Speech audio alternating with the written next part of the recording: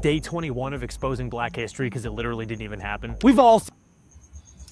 Yeah, I guess I'm pissing people off today. They tell me I'm mentally troubled, I blame the struggle. Want a hug, I tell them hustle, they bring it back, we can cuddle. Drinking until I stumble, but never fumble the bundle. Pistol behind the buckle, you ready to bare knuckle, I'm a beast. East side nigga till it's over, you ain't gangsta, I don't know you, so respect the cold shoulder. I'm a monster, blame my father, probably should've wore a condom in the trenches with the llama, because I promised my mama I'ma make it, cause I can. Welcome to my channel, yeah. Today, I'm starting these reaction videos. I want to do longer form content, so I'm going to be reacting to a couple of things that's trending in the news and media right now and talk about it. And in honor of Black History Month, I'm going to start it off with a bang. Day 21 of exposing Black history because it literally didn't even happen. We've all seen the Netflix drama When They See Us, right? 5 innocent Black teens railroaded for allegedly raping a white jogger in 1989 Central Park. They're exonerated by DNA evidence. Now they're all heroes speaking at the DNC about systemic racism. Heartbreaking injustice, right? Nope, it's a lie. The 5, ages 14 to 16, get arrested after a night of wilding. They're attacking bikers, they're beating a man nearly to death with a pipe, and they assault jogger Trish. I'm not even gonna lie. I heard like that narrative, but I always thought it was like debunked, and that was part of the reason of the exoneration. And I never really looked too much into the case, so I'm not. But I know this is a tricky topic for Black people. But I try to hear shit and not be emotional first, right? And actually see if it really holds some weight. So let's see. Let it continue. Shamali, who was left in a coma with massive injuries. Their own lawyers admitted defense was impossible. All 5 literally gave detailed videotaped confessions matching crime details like Maylee's Walkman and her clothes. People say, oh, they were coerced. That was never proven. So juries convicted the Central Park 5 of assault and riot charges. You can go watch the tapes of the confessions online. It was not at all coerced. Oh, the confessions contradict each other. They only contradict each other because they keep blaming each other. Now it's 2001. Enter serial murderer rapist Mateus Reyes, who claims it was actually him who attacked Maylee, and he says he did it alone. His DNA matches semen found on the victim, but Reyes' involvement doesn't actually prove that the Central Park 5 weren't guilty. In the first trial, the police even acknowledged that there was DNA evidence suggesting they hadn't caught everyone involved yet. Doctors said Maylee's injuries suggested multiple attackers, and it seems really unlikely that skinny 18-year-old Reyes could have dragged Maylee, what, 300 feet all by himself? Their DNA was absent. That's actually pretty common in gang. There's not always ejaculation. Also, it's possible the police just didn't recover some of the DNA. Like, crime scenes aren't like you see in the movies where everything is just perfectly preserved. Plus, there was more than enough evidence. Like, when they say no DNA, I wonder, they're talking about under the fingernails and shit too. Like, was she fighting it all, scratching? Like, I kind of want to look more into this now, even though it's old. But the way he breaking it down, because I think we owe it to ourselves sometimes, if we're interested in this type of stuff, to seek the truth. I would hope. But I'm trying to think, like, with the media coverage and the Netflix, I know it's some money behind it. I know it's money behind racism and pushing it and all that. But what would be the purpose of pushing it this way? Like, was this used by any politicians to get in office or anything? Like, maybe I'm missing something. Already to convict the Central Park 5 without DNA. They identified each other. Also, at the time Reyes confessed to acting alone, he was already doing life in prison for unrelated and murders. He didn't even catch new charges for attacking Maylee because the statute of limitations had already run. And guess who Reyes knew while in prison? Corey Wise, one of the Central Park 5 who would be exonerated by his confession. I think it's reasonable to actually believe that Reyes wasn't.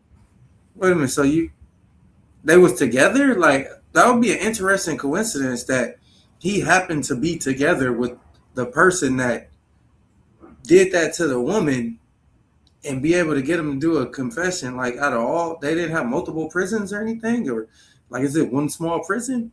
I mean, obviously the dude, he seemed like he was going back and forth for taking the yeeks and shit, but that, I don't know, that's one hell of a coincidence. I want to understand that a little bit more. Telling the full truth about what happened and that he actually did not act alone. But the leftist Manhattan DA Robert Morgenthau vacated the convictions in 2002, but the 2003 Armstrong report, an independent NYPD review of the case, concluded the Central Park Five were likely guilty even with Ray's confession. And the former lead prosecutor, Linda Fairstein, who knows the case better than anybody, she still maintains that all protocols were followed and that they were guilty. And she actually filed a lawsuit against Netflix for its depiction of her in When They See Us. Netflix had to settle, agree to pay $1 million to charity, and include a disclaimer stating that the show fictionalizes what actually happened. There was no full exoneration, there was no new trial that led to an acquittal. Liberals just made a deal with themselves to let these guys go. So in 2024, they speak at the DNC where they bashed Trump, who called for them to receive the death penalty in 1989, and Yusuf Salam, one of the five. He wins an NYC council seat in 2023. He was also named by like everyone as the actual instigator of these assaults. So naturally, they end up fleecing New York City for like $40 million over a crime that they almost certainly committed. The Central Park Five were not.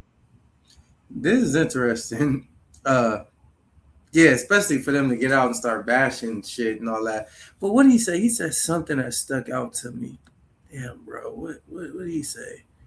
Oh, the Trump situation. It's funny because I know we get so emotional sometimes about certain topics. Like I even got a Hispanic homie that get super emotional about the immigration topic. I can't even say anything to him. It's automatically, if I ain't agreeing, nigga, weak. Like he just can't understand my point. So I get it's a lot of people that's like that with this. But I always thought the way it was presented at the beginning, even if despite what he say, even if what he say isn't true or whatever, the way it was presented at the beginning, it seemed like it's reasonable for Trump to have said that they needed harsh penalties or harsh punishment or whatever the fuck he said, death penalty. Yeah, death penalty.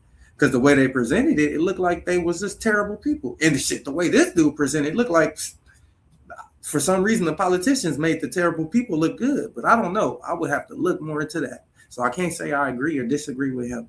But I will say it is something to look into for damn sure. I said I'm gonna piss people off. I'm gonna stall it out with the pissing off right now. We got a couple more things to react to. So I'm gonna piss y'all off, but I might make y'all laugh too every now and then. I seen this shit on Facebook. I thought this was pretty funny because I didn't see some of you chicks sleeping like this. Titty falling all out their shirt. Potato titties. Anyway. With all the different stuff going on in the news besides the potato titties, one thing I want to talk about, we're going to see this news clipping because this right here got all the motherfucking Republicans up and tripping. And I understand. And as a parent, I think you should understand too. Is a doozy. He was sentenced back in 1999 to 3 life in prison terms plus another 20 years for kidnapping and sexually assaulting 7 young kids, all of those kids under the age of 7. Throw away the key, right? Not so fast. California's elderly parole program allows inmates who are 50 or older and have served at least 20 years to be considered for release. And who better than the guy convicted of the most heinous crimes imaginable? This week, former Sacramento District Attorney Anne Marie Schubert learned that convicted sex offender David Funston was granted an early release by the parole board on Wednesday. Needless to say, I was absolutely shocked and stunned that such a decision would be made. The judge essentially said no amount of time is enough. You should never get out of prison. And so now he has this benefit that he can now get out of prison because our legislature decided that we should let people out early. 33-year-old Amelia was Funston's youngest victim. He used a Barbie doll to lure her away from her aunt's front yard and kidnap her. Took her to his residence, committed crimes against her. She's 3. I'm one of the lucky children that got away. He's a monster. That's scary. And the sheriff's office is fighting back.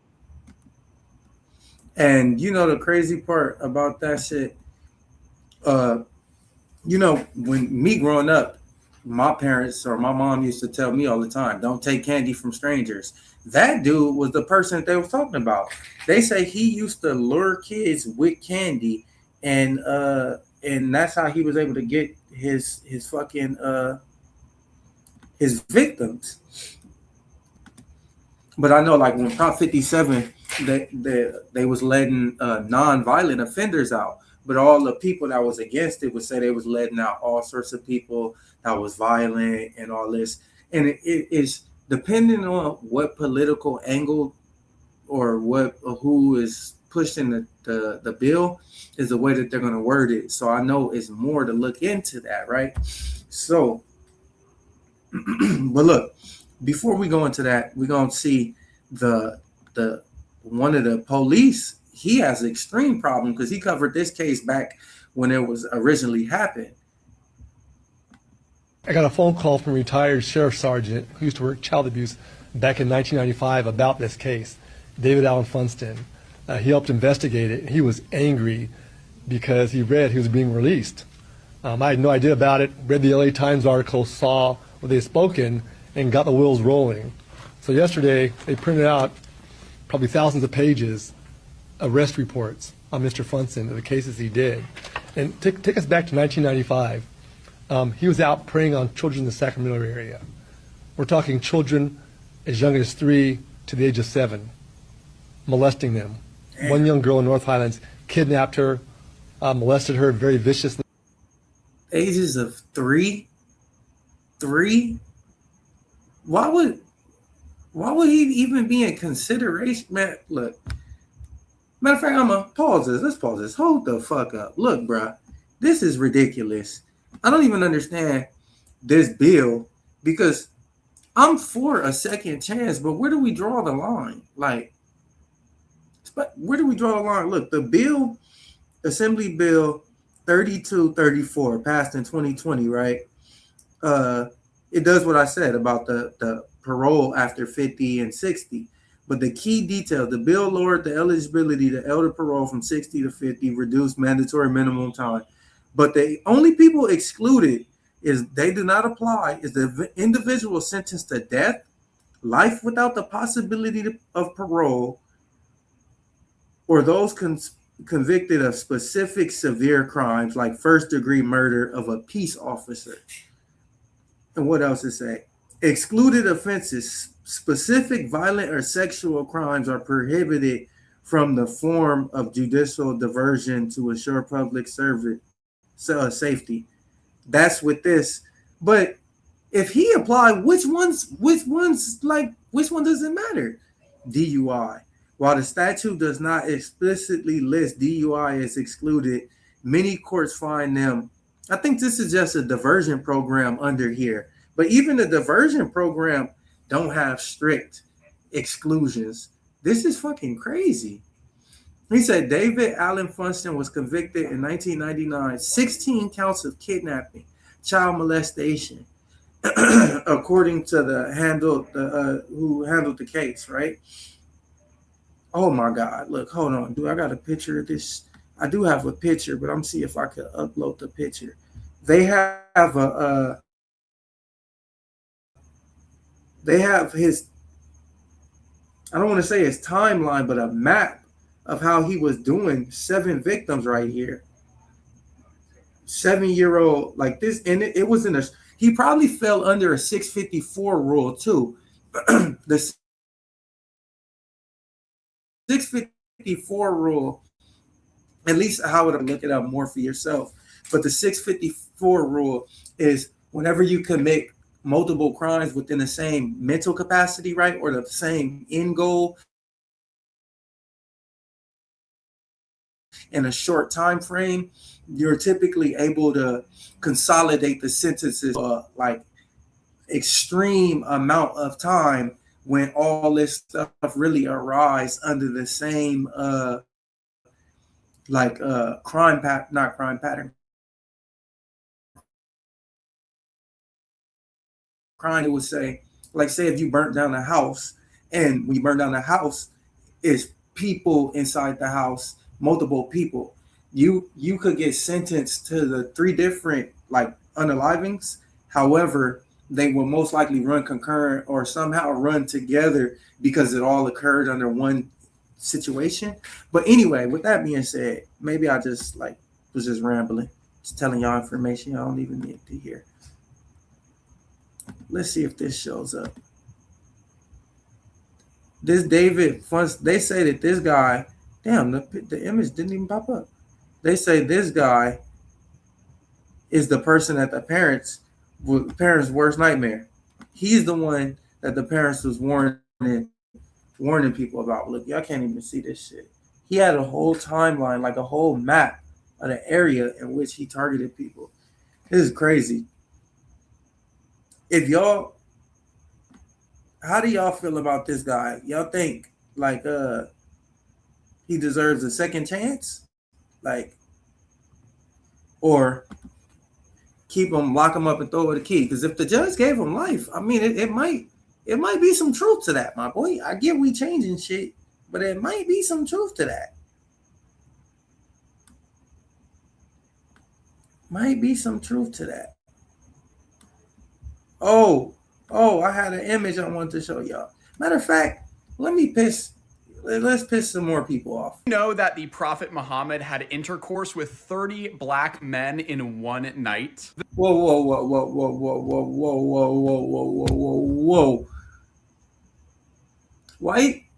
Why you start the video off like that? He know he.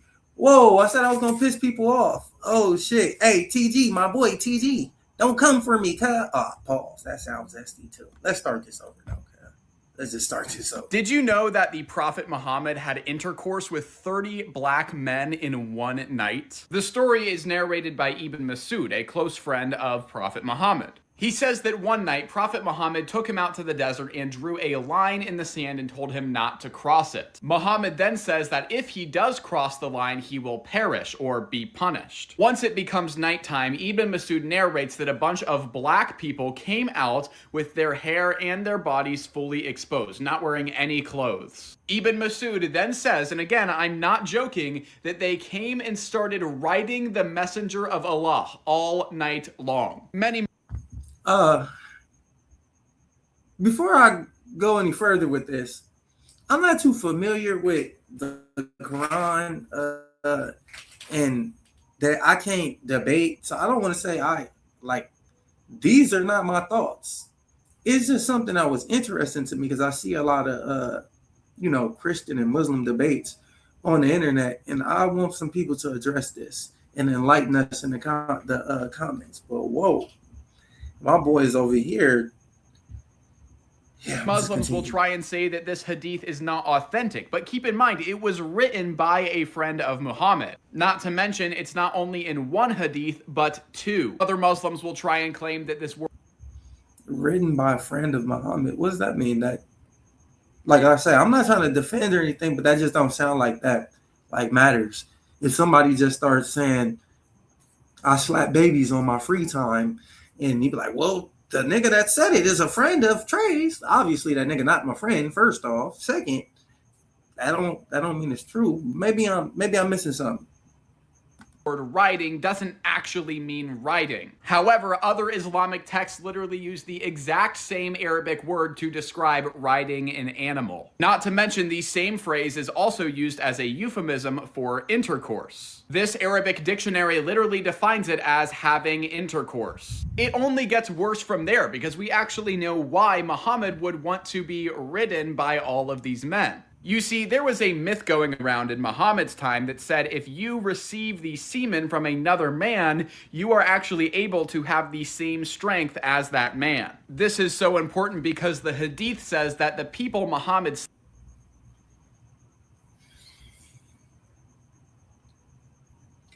I don't want to hear this no more, but for the sake of just knowing the complete story and letting whoever gonna argue the yes or no about this have the full context, I'm gonna finish. But this shit got wild. Got wild.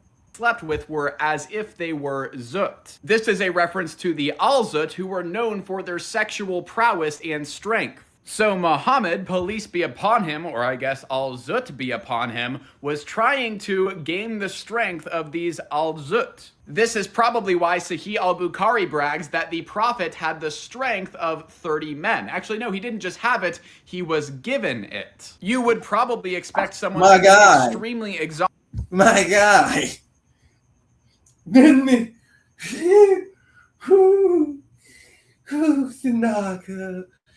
Hey, yo, Paul, son.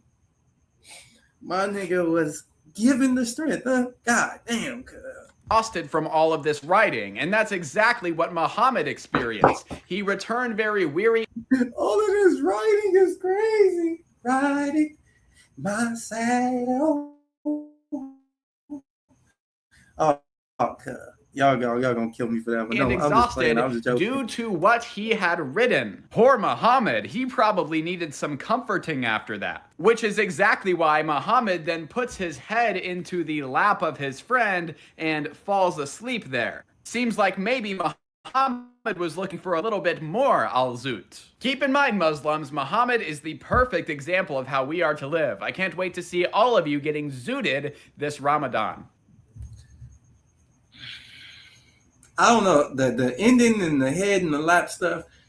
I don't know if he's just trolling, like if he's just like reaching for whatever that context may actually be, because he vicious. He vicious. He cold. Let me see. I don't even know where to react next. Well, let's laugh. Every time I see YNs doing stupid shit, I want to talk about it every now and then. So I'm gonna put this out here, right? It's gonna be quick with this one. He kind of barring up though. And you know you niggas heard of them. I could never put back to back, man. I know some families is hurting, but I don't give a fuck. I could never put down my strap, and if a nigga bust on me, then I'm quick to go busting back. Flu shoes, flame strange, and I stay with a cardinal hat. You see them big ass pistols this guy got? You see them big ass pistols he got? You do know you're not supposed to have those legally out here, I think. I'm pretty sure they changing shit in California, but it ain't changed yet, my boy. It's not changed yet. Oh, and fun fact. Let's see. Let's go over this together. This is for the YNs in the room, the young niggas. I my fingerprints because you know I ain't going back. Free my niggas in the county 2000 for wear backs. Enemies hit the model, we fade on them back to back. If you put me on my pocket, so quick to say run it back. I'ma always keep it active forever. I'm bashing that. Fuck it. Let's hop it. Oh, that. Hey, and that's his feelings and all that, y'all. They dissing and all that in the video. It's not me. I'm gonna diss you. It's gonna be one-on-one or something. But anywho, you see all them guns and pistols and shit. Somebody in LA County police station is saving this video. So whenever any one of them niggas get locked up, they gonna say this is the same gun that was used because he showed it in this video and any other video they got. I just wanted to drop that fun fact on y'all. We see this black person, right? Okay, black person. Let's go back to the some not so funny shit. I seen this picture and it made me like this picture, cold shit, right? It was like made me think. I saw nothing. I did nothing wrong. Bill Clinton. I guess he testified in the Epstein shit, right? I seen my boy, what's his name? I don't know. But he was talking about the racial disparity in the prison system, not the prison system, and the lockup rate. Like, blacks get over policed and all that. And he was talking about the Epstein files, how 100%, he said 100% of the Epstein files is white people. And there's, they being overlooked, none of them being arrested. But then I seen this video. We're going to see this. And then we can talk about it, because, shit may be getting serious for some people. You guessed it, Jeffrey is... Okay guys, pretty crazy breaking news. The president and CEO of the World Economic Forum has just resigned after the organization launched an investigation into his ties with, you guessed it, Jeffrey Epstein. Man, you know what that means? That means in the last week alone, not Prince Andrew, arrested, Lord Mandelson in the UK, arrested, Bill Gates formally apologized to his staff at the foundation and admitted 2 affairs with Russian women. Larry Summers, he just announced yesterday that he too will resign after Harvard launched an investigation into his ties with Epstein. Nobel Prize winner and leading molecular biologist Richard Axel, he also announced yesterday that he too was resigning. Bill and Hillary Clinton are having to testify in front of Congress today today and tomorrow on their ties with Epstein. A couple of days ago, a legal review was just ordered into the president of Bard College, and then today, the head of the WEF, which is widely considered one of the most influential organizations around the world, also gone. And that is just 1 week.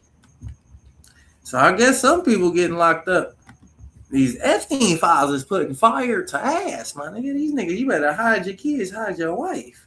These motherfuckers, yeah. Not everybody out the way, my boy. Not everybody is out the way. Last one, let's see. My boy, I like this dude. He be hitting us some information. So the Department of Justice is now intervening in a federal lawsuit against the Los Angeles Unified School District. And at the center of the fight is something called the PHBAO program. And it stands for Predominantly Hispanic, Black, Asian, and Other. This program was originally created decades ago as a part of desegregation efforts. But here's how it works today. If a school has fewer than 30% white or quote unquote Anglo students, it qualifies as predominantly non-white. And those schools receive benefits like lower student to teacher ratios, about 5.5 fewer students per teacher, additional funding, more parent-teacher conferences, preferential points, and magnet school admissions as well. The lawsuit filed by the 1776 Project Foundation argues that this is now unconstitutional race-based discrimination. Assistant Attorney General Harmeet Dillon called the policy unlawful and un-American, arguing that simply attending a non-white school is being treated as a built-in disadvantage, purely based on race. And the Trump DOJ is claiming that this violates the Equal Protection Clause and Title VI of the Civil Rights Act. But also, this case isn't necessarily just about LA. It's about whether race can still be used as a determining factor in public school resource allocation in a post-affirmative action legal landscape. So I'll work to keep you guys up to date with how this progresses, but that's it for now. Don't forget I have a free email newsletter. I like that last part he was talking about, because like from the legal aspect of it, using race to prove a certain amount of funding or a certain amount of disadvantage or advantage just based on race solely, like just because more people of this particular race go here, you're automatically disadvantaged, so we have to give you this. That's a cold mindset that they trying to imply into the was it Black, Hispanic, and Asian community. Like, soon as you go here and it's y'all got it's more y'all, so we have to give y'all all these different